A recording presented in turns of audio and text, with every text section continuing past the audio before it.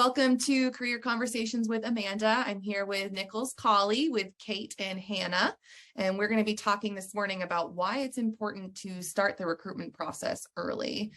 So Hannah and Kate, if you want to introduce yourself and introduce Nichols Cauley to us, that would be great. Okay, Hannah, you go ahead. You go first. My name is Hannah Warren. I am the marketing coordinator at Nichols Cauley and Associates, and I also help with firm recruitment. She does, and she's wonderful. My name is Kate Dean. My title is HR manager, but I'm mainly responsible for recruiting for the whole firm. We are with Nichols Cauley and Associates. Nichols Cauley is a full-service CPA firm. We have 9 office locations in the state of Georgia. We have about 220 team members across those 9 office locations. Hannah and I are located in Dublin. For KSU students, though, what's really convenient is we do have a Kennesaw office about 5 to 10 minutes away from campus. So it makes it really convenient for those who are looking to do an internship and want to stay in the Kennesaw area. Great, thanks.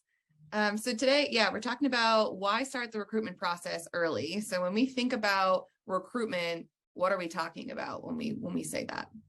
Right. So there's so much, I feel like, that goes into the recruitment process. And I think one of the main things that we were talking about before we hit record was just building those relationships. Going to those career fairs early, whenever Amanda sends out notifications that there's going to be a coffee chat, going to those and meeting with these representatives and finding out what these different firms are about or these industries are about if you're not interested or if you don't think you want to go into public accounting.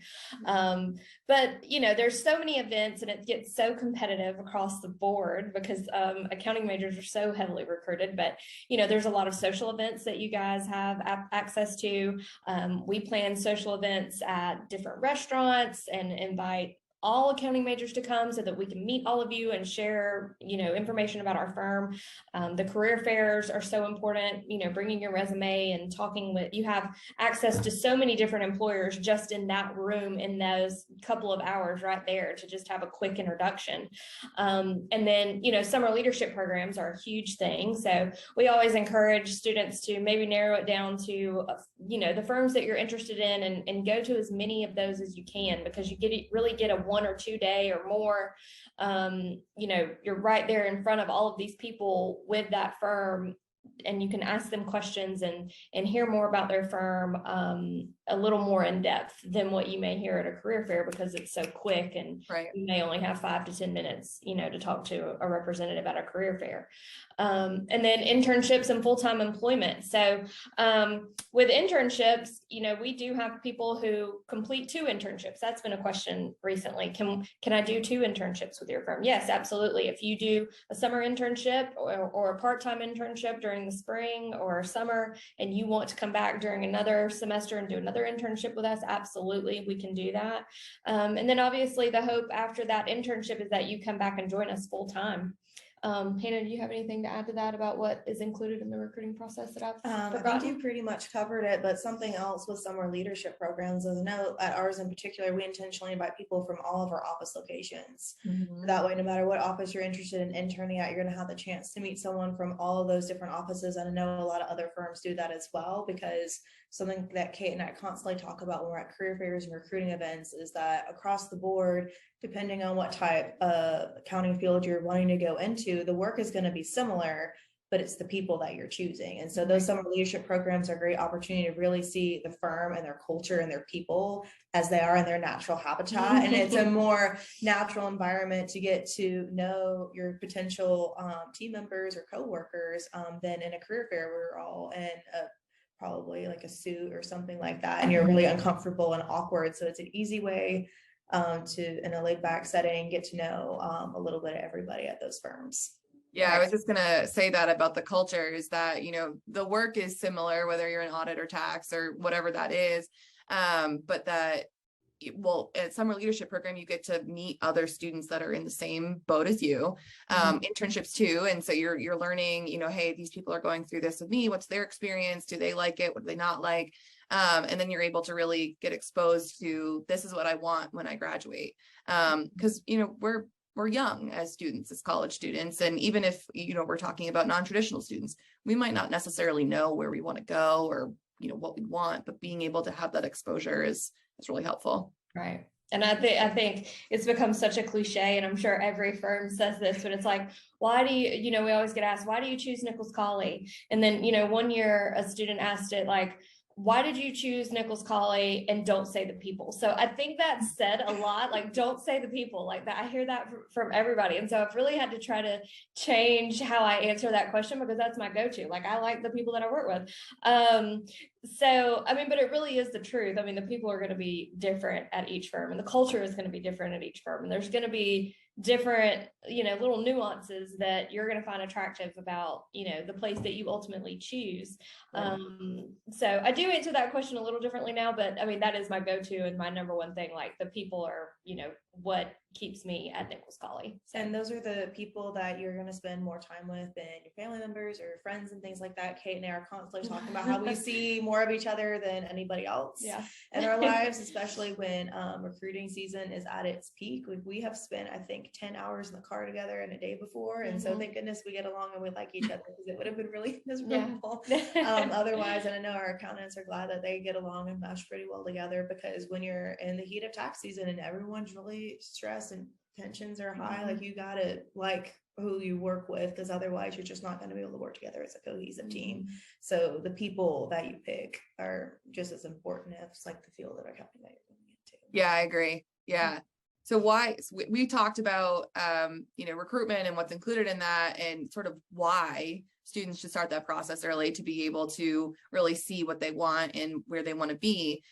What's important to remember about deciding where a student wants to go? Besides, I mean, we've talked about people and things like that, but is it work-life balance? Is it the type of firm? Like, what kind of things are encompassed in that? Right. So those are some of the things that Hannah and I talked about was, there may be something that's really important to you, like community service. And does that firm, is that something that they value? Do you hold the same values as the firm? So, another thing we mentioned was, do you feel like you're valued as an individual, or do you feel like you're just, stuck in a cubicle and you're all on your own, just get your work done and go home? And some people may like that. They may not want to, socialize. We're not that way, but and I would say across the board, most of the firm is not that way. I mean, we're social people. Does the firm offer growth opportunities? Can you change service lines? We get asked that a lot.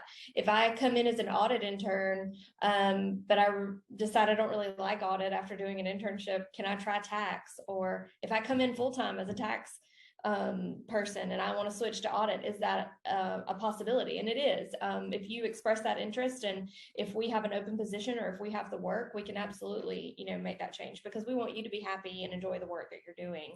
Because we know if it's not something that you really enjoy or you're not passionate about, you're not going to be giving us your best. And so we might as well try to make you happy, so that we're getting your best. What else, Hannah? We talked about several things before we started. What else is important in an employer, or to help you make your decision before you come to work? I know we already talked about the people, but you're going to want to make sure that you're meeting people from these firms that you are interested in. And so Kate and I were talking about before we hopped on this call, that when you're starting the recruitment process, when you're starting early, do your research, figure out what you might not want to go into a public accounting, and that's fine. Figure out what types of things interest you, either before you take your accounting classes or as you're starting to take those first couple. See what interests you, cast a wide net, talk to different firms, figure out what you like, figure out the type of people that you like, and slowly start to narrow it down from there. We're not saying you should go pick like 1 or 2 firms and only solely focus on those for your entire recruiting process. If that's how you want to go about it, you can absolutely do that. But what happens if you end up getting further along the road and like, oh, well, I really don't want to go into audit, and this firm, I liked it because of whatever they've got set up over there for that. And then you find out there's some niche area that you want to get involved in, and then you didn't take the time to go meet people from those different firms that have that specialty area. So making sure you're putting in the effort and doing all of your due diligence and your research before these career fairs, and going to these different social events, whether it's coffee chats or different socials and things like that the firms host. Those are powerful ways to get to find out about the people, the culture, the work, the different growth opportunities, and their specialty areas. Because if there's something really niche you want to do, you're going to have to find a firm that offers that for you. You're going to want to also make sure they've got the whole package that you're looking for too.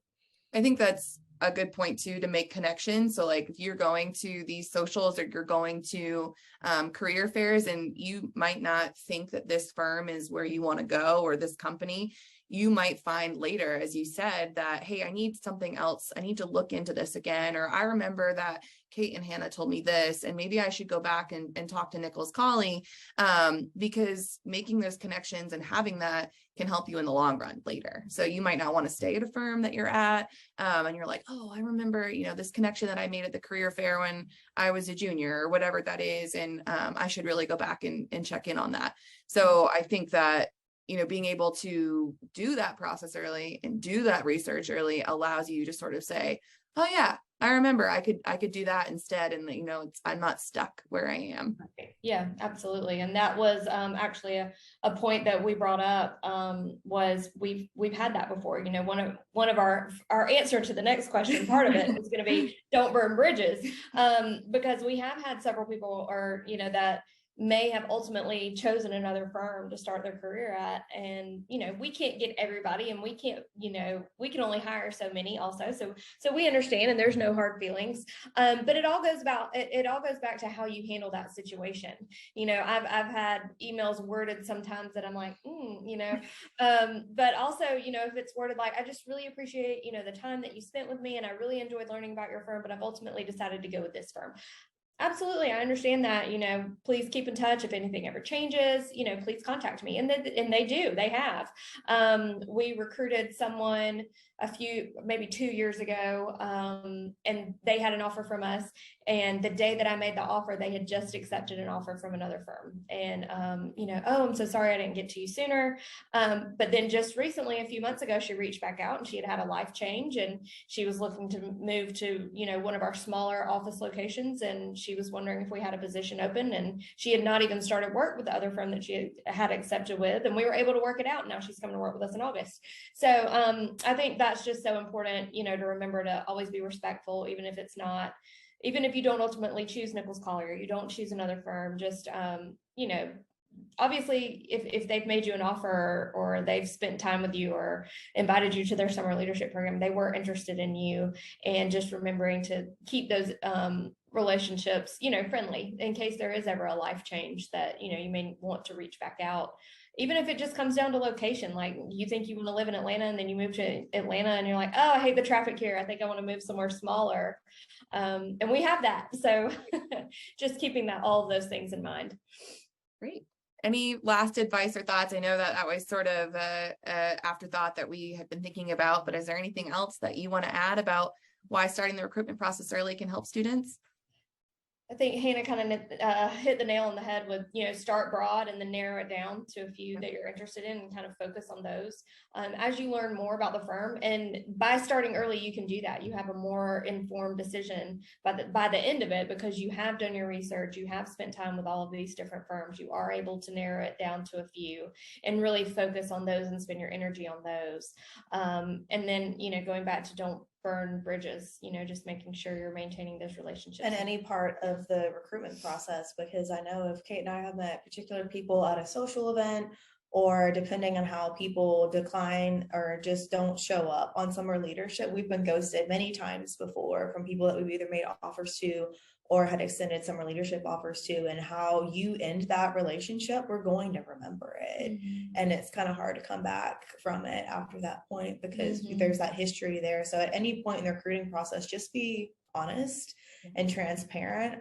If you're have an internship like this summer, but you've got an internship next spring, like just be transparent about wherever you are on the process. So that way, one firm's not completely blindsided, or you don't end up ghosting another firm because you decide to go with somebody else. Mm-hmm. But just being open and transparent about like your process, where you are in recruiting, and what you're thinking or gravitating towards is really important. Because I know we would personally rather you find a firm, even if it's not Nichols Cauley, that fits you. Mm-hmm. Like we want you to find your happy place or find your niche area or the firm that works for you. And I think a lot of other firms would rather you find your fit than to kind of force yourself to fit into their firm, into their culture. So even if you're not feeling great where you're at, just be transparent and let them know if you want to make a change, whether it's within the firm or looking at other options. Right. I think that's one thing I really like about KSU and our School of Accountancy is that we really push that finding your best fit. Everyone's different. Everyone wants something different,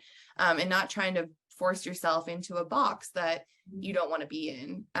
And so feeling comfortable. And as you said, Kate, earlier, if you like where you're working, if you like the people, you're going to be your best. And if you don't like that, you're not going to. And so that affects not only you, your team, and the firm. So absolutely. It's kind of a ripple effect. So you're unhappy on the inside and you're not doing your best work, but that's affecting everybody around you. So definitely, find the best fit for you. I think, just for Hannah and I think we can normally tell within the first meeting whether someone's going to be a good fit for our firm or not. Or, we may not be completely sure if they're going to be the best fit, but we do know when someone is not a fit. And so I think it's important to try to, for yourself, when you're evaluating employers, when you are talking to someone at a career fair or at a social, be like, I didn't feel good about that meeting. I'm going to be respectful and, if they reach out to me, but, I know that I don't need to pursue that firm. So it's important from the student side, just like it's important from our side. Great. Well, thank you so much for talking with us today, and I hope you all have a great day. Thank you, Amanda.